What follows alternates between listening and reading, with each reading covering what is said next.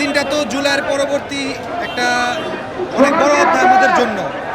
জুলাই আন্দোলনে আমাদের এই হাসিনার পলায়নের পিছনে বিএনপি, জামাত, সাধারণ ছাত্র জনতা, বৈষম্য ছাত্র সবাই ছিল। কিন্তু আজকের এই আন্দোলন আওয়ামী লীগ নিষিদ্ধের ক্ষেত্রে বিএনপি সমর্থন ছাড়া শুধুমাত্র জামাত, শিবির, হেফাজত, আপ বাংলাদেশ, বৈষম্য ছাত্র আন্দোলন, আমরা বিএনপি আওয়ামী লীগের বাইনারি থেকে বের হয়ে এই প্রথম এটা একটা অধ্যায় শুরু করতেছে। আমাদের দেশের ইতিহাসে এটা একটা অনেক বড় অধ্যায়। 54 বছরের যে বাইনারি ছিল বিএনপি না আওয়ামী লীগ, আওয়ামী লীগ বিএনপি, বিএনপি পতন আওয়ামী লীগ করে, আওয়ামী লীগ পতন বিএনপি করে, এই প্রথম বাংলাদেশের তৃতীয় একটা শক্তির উত্থান হচ্ছে। এটা প্রথম চ্যাপ্টার বলতে পারেন বাংলাদেশের নতুন ছাত্র রাজনীতি, নতুন তরুণ রাজনীতি শুরু হয়।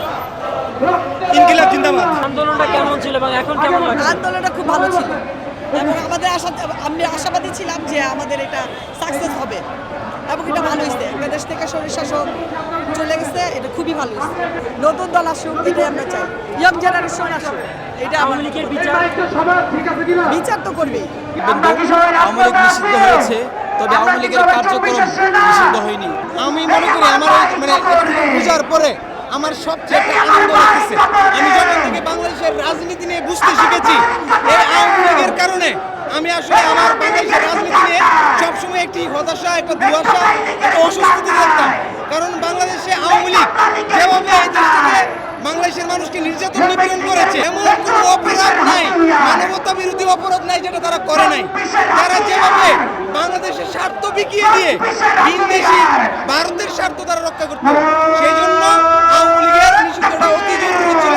এবং 2024 সালে আওয়ামী লীগের পতন কিন্তু স্বাভাবিক পতন ছিল না, একটা রক্তক্ষয়ী সংঘর্ষের মাধ্যমে, একটি গণ অভ্যুত্থানের কারণে শেখ হাসিনা শুধু পালিয়ে যেতে বাধ্য হয়েছিল।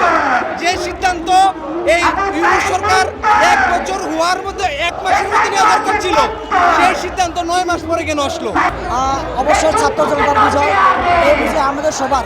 এই বিজয় কোনো একক না, এটা অনেকে বলতে পারে এই বিজয় মানে কেউ কোনো গোষ্ঠী নিয়ে যাচ্ছে। এটা সবার বাংলাদেশের 20 কোটি মানুষের জন্য, 20 কোটি মানুষের। এবং আপনার আজকে যে আওয়ামী লীগকে নিষিদ্ধ করা হয়েছে, এবং আওয়ামী লীগ নিষিদ্ধের পাশাপাশি আওয়ামী লীগের যে সমস্ত আপনার দোষর ছিল, এই দোষরদেরকেও বিচারের আওতায় আনতে পারলে আমাদের বিজয় 100 হবে। আর যতদিন পর্যন্ত তাদেরকে বিচারের আওতায় আনতে পারবো না, ততদিন পর্যন্ত আমাদের বিজয়টা আংশিক হলেও আপনার এটা সাকসেসফুল হবে না।